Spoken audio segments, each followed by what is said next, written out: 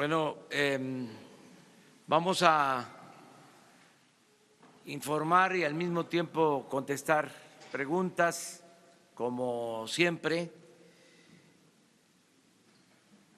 Iniciaremos con un informe sobre el combate al robo de combustible, el estado en que se encuentra. Seguimos enfrentando todo lo que significa la existencia de tomas clandestinas en todo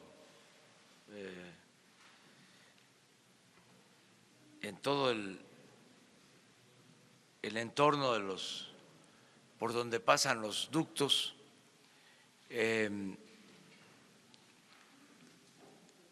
Y la manera en que estamos avanzando. Bien, se está regularizando el abasto en general, todavía no como quisiéramos.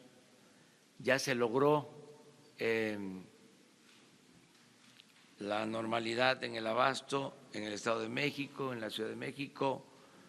Se está por resolver en definitiva el abasto en Guadalajara, en la zona metropolitana, en el estado de Jalisco.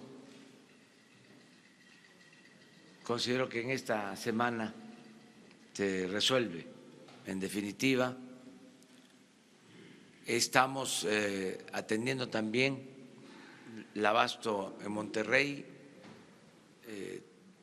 Vamos poco a poco resolviendo el problema de abasto en Guanajuato, en Querétaro, Michoacán, que son los estados con más problemas.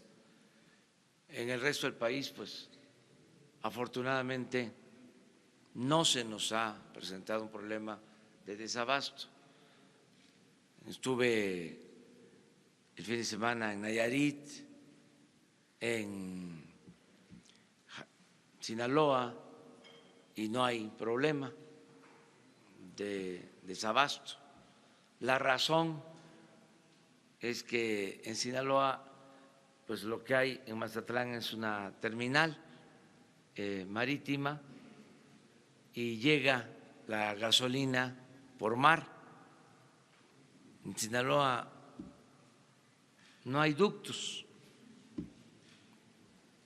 Eso hace la diferencia. Entonces no tienen problema. Tampoco Nayarit, que se abastece de Mazatlán.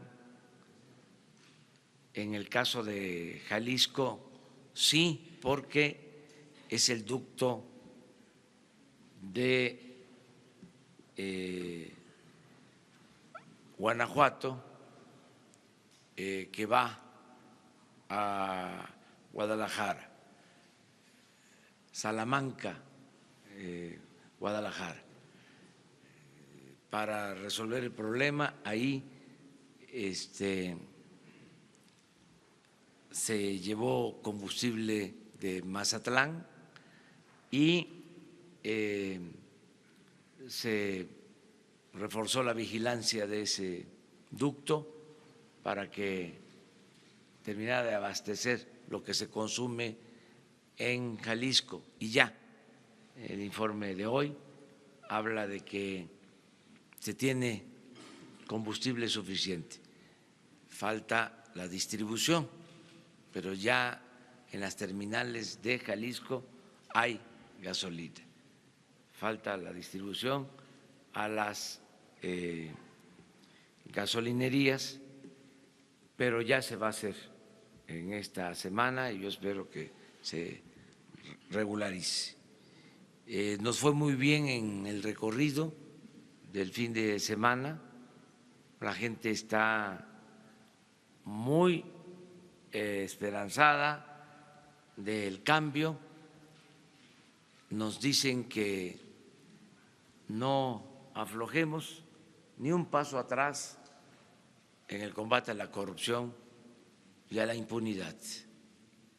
Y vamos a seguir actuando de manera consecuente porque esto es lo que quiere el pueblo de México, que se limpie de corrupción el gobierno, que se limpie de corrupción el país.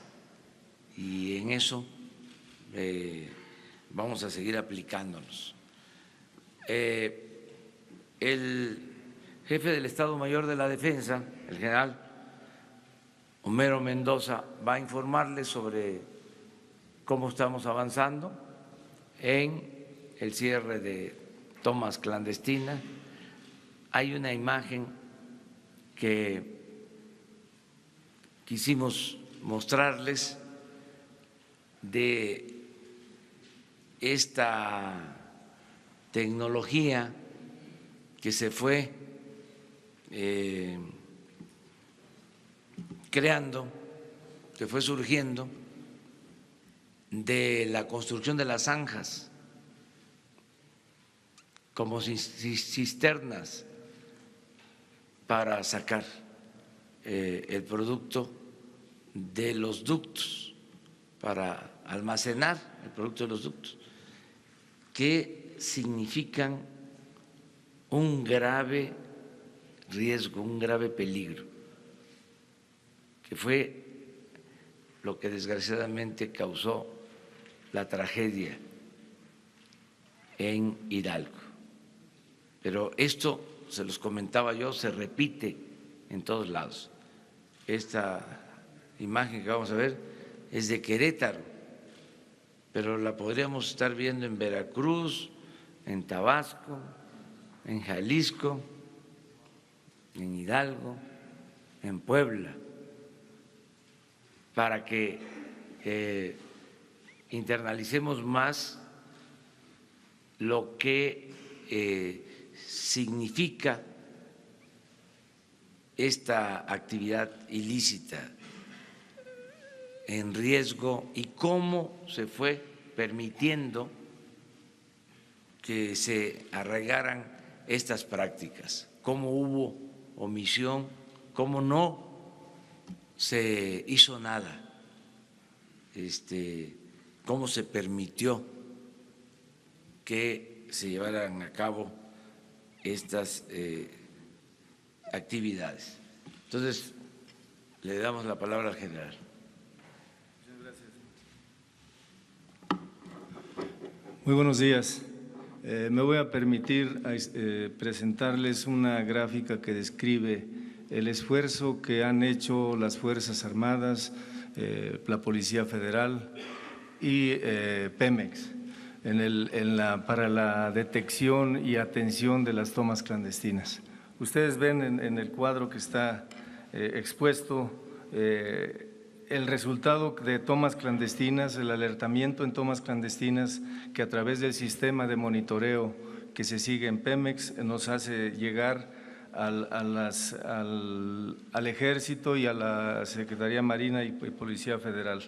Del 7 al 27 de enero tenemos estos resultados. Han sido localizadas un total de 293 tomas clandestinas, no localizadas porque precisamente el sistema no es tan preciso, no nos da la ubicación exacta, el kilómetro exacto en cada uno de los ductos, que nos diera la certeza y nos diera la oportunidad de atender eficazmente cada toma.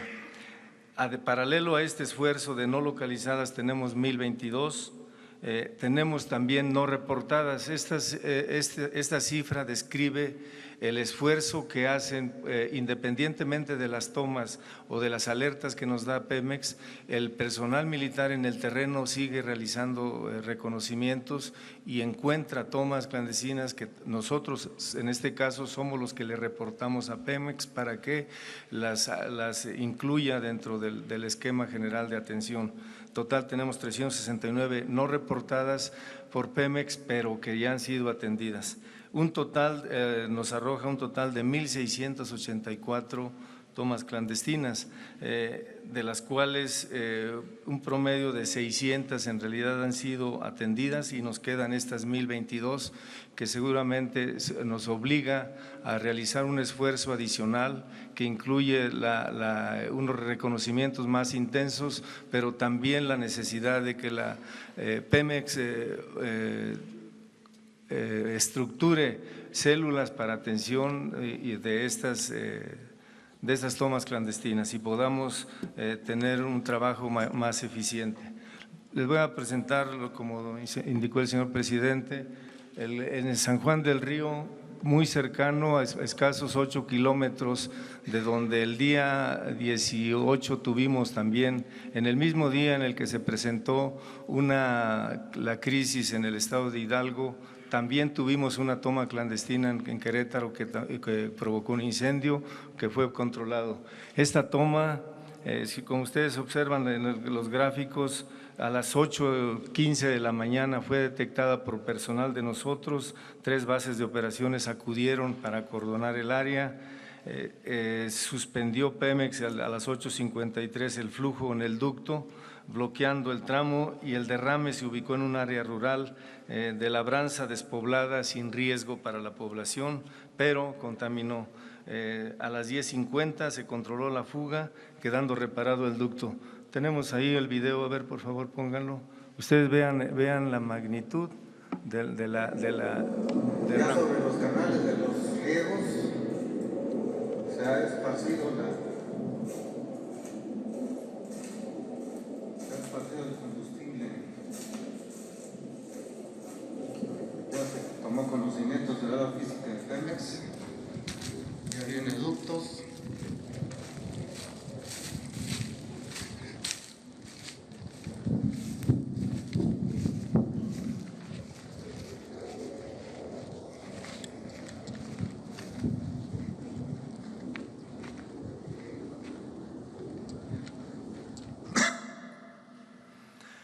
Bien, como ustedes pueden apreciar, esto precisamente confirma el riesgo que representa este tipo de actividades ilícitas, porque cualquier chispa, cualquier flamazo provoca el incendio y consecuentemente en el caso de los que acuden pobladores o personas a tomar el combustible de esta manera ilícita, pues pueden tener alguna lesión.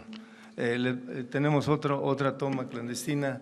Esta tiene una particularidad, esta se fue encontrada en el tramo Salamanca-Guadalajara, en el municipio de Zapotlanejo.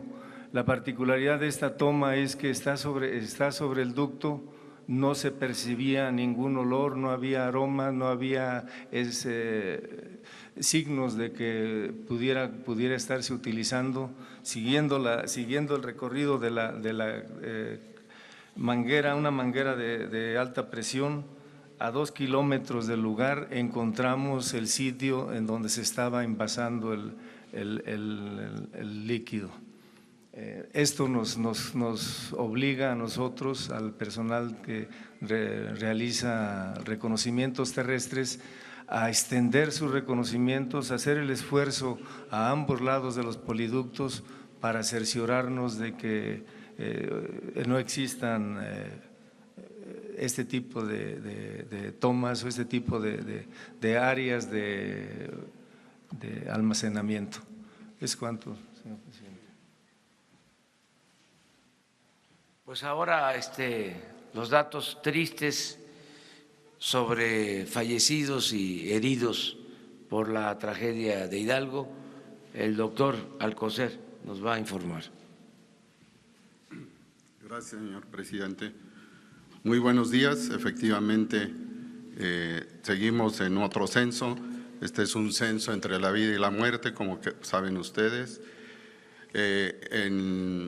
Les quiero señalar que el fin de semana, en particular el sábado, fue el primer día en que no hubo un solo fallecimiento a consecuencia de este gran desastre.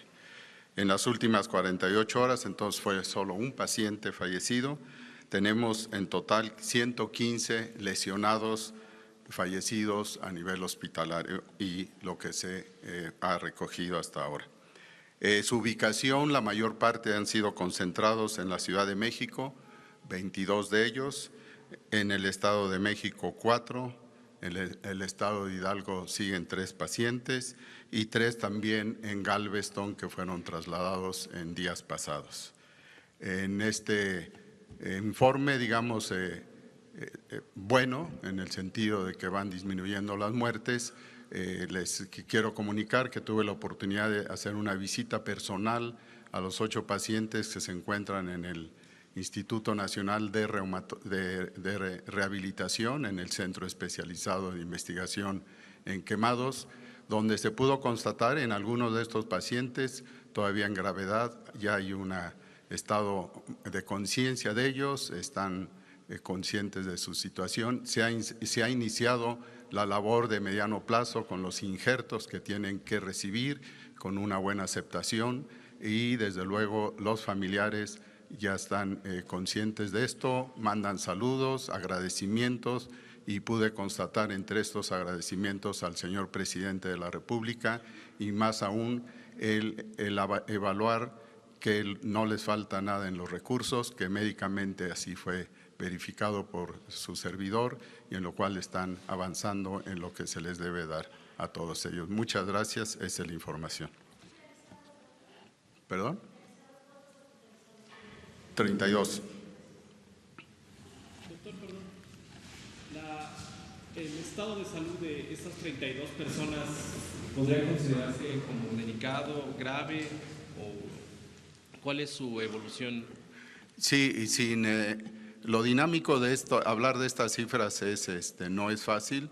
La gran mayoría, por una lógica de que los más graves han fallecido, tienen un futuro, un pronóstico mejor. Sin embargo, todavía hay la mitad de ellos, podríamos decir en forma aproximada, tienen que pasar, están de una terapia intensiva, tienen que pasar a una situación más estable y donde desde luego esto se acompaña de potenciales decesos, pero desde la perspectiva médica esto va mucho mejor al cumplirse 9 días de esta situación. Muchas gracias. Muy bien, pues entonces vamos a preguntas y respuestas. Ayúdenme, ¿no?, para proponer. Vamos acá, a la derecha. Una pregunta pendiente respecto a su posición sobre la operación de la planta de Laguna Verde en el estado de Veracruz. Perdone que lo oía este tema, pero en Veracruz es un tema de protección civil. Los caminos de protección de esta planta no están a la altura de las circunstancias, como punto número 1, y piden los veracruzanos, señor presidente, que se someta a consulta la operación de Laguna Verde. 30 años de mares de corrupción y falta de seguridad, por un lado. Por el otro lado, señor presidente, hay 2 tenientes coroneles y 2 generales involucrados con el tema del huachicoleo. Usted mismo lo comentó en alguna ocasión.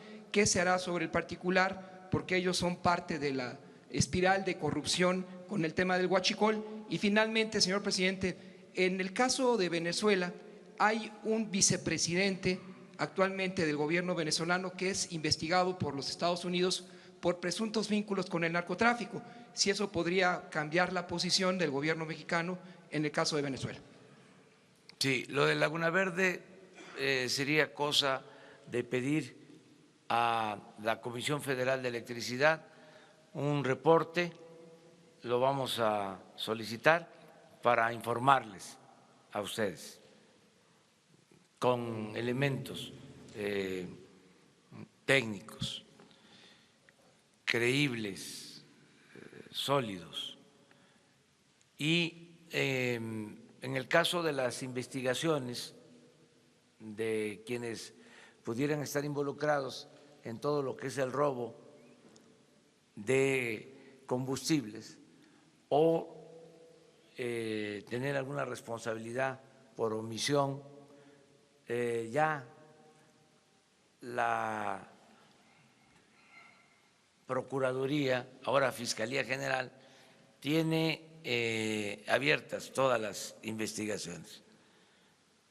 En el caso de el general que actuaba como representante de el Ejército en la Embajada de Panamá. Ya me ha informado el secretario de la Defensa que se le pidió su regreso para que si tiene alguna responsabilidad sea investigado. Esa es la información que tengo al respecto. Sobre Venezuela, nuestra postura pues es la misma, es lo que establece nuestra Constitución, no nos vamos a mover de ahí porque tenemos que ser respetuosos de los principios de no intervención, de autodeterminación de los pueblos, de solución pacífica de las controversias. Esto se ha aplicado durante mucho tiempo en la política exterior mexicana, son principios básicos. Cuando no se han aplicado estos principios, no se ve bien. La recomendación de nuestros diplomáticos es que nos ciñamos, que nos ajustemos a los principios constitucionales, que seamos muy prudentes de no intervenir en asuntos de otros pueblos, para que también de esa manera podamos fortalecer nuestra soberanía, que no haya ningún gobierno extranjero, ninguna hegemonía que quiera entrometerse en asuntos internos de México. Es un principio. Cuando triunfa la República, luego de derrotar a los invasores extranjeros, luego de que entra triunfal Juárez al triunfo del movimiento liberal, de la derrota del conservadurismo, cuando se reafirma de que México iba a ser un país libre, independiente, soberano, es cuando se pronuncia ese memorable discurso cuya frase sintetiza lo que es nuestra política exterior entre las personas, entre los individuos, como entre las naciones. El respeto al derecho ajeno es la paz. Dicen algunos que es un principio anacrónico, que han cambiado las cosas. Nosotros consideramos que es un principio vigente. Tan es así que está en nuestra Constitución, en el artículo 89, fracción 10ª. Entonces, vamos a seguir actuando de esa forma, de esa manera.